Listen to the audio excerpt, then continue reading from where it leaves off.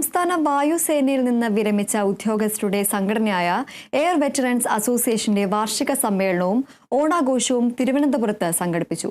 പേരൂർക്കട കൗസ്തുഭം ഓഡിറ്റോറിയത്തിൽ വെച്ച് നടന്ന പരിപാടിയിൽ ഭക്ഷ്യ സിവിൽ സപ്ലൈസ് വകുപ്പ് മന്ത്രി GR അനിൽ മുഖ്യാതിഥിയായി.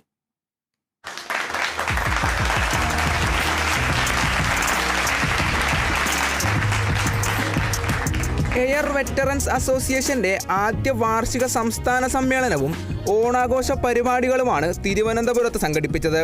കേരളത്തിന്റെ എമ്പാടുമുള്ള വായുസേന വിമുക്ത ഭടന്മാരും അവരുടെ കുടുംബാംഗങ്ങളും പരിപാടി ആഘോഷമാക്കി. സംസ്ഥാന അധ്യക്ഷൻ വേണു വടക്കേടത്തിന്റെ അധ്യക്ഷതയിൽ ചേർന്ന പരിപാടി ഉദ്ഘാടനം ചെയ്തത് മന്ത്രി GR അനിലാണ്. വിവിധ ജില്ലകളിൽ നിന്ന് 1000-ലേറെ പേർ പങ്കെടുത്തതോടെ ആഘോഷം ഒരു മഹാസംഗമമായി മാറി. വിവിധ ഭാഗങ്ങളിൽ നിന്ന് വന്ന മറ്റു സംഘടനകളുടെ ഭാരവാഹികൾ ആശംസാ പ്രസംഗങ്ങൾ നടത്തി. വ്യക്തിഗത നേട്ടങ്ങൾ കൈവരിച്ച വിമുക്ത ഭടന്മാരെയും കുട്ടികളെയും പരിപാടിയിൽ ആദരിച്ചു.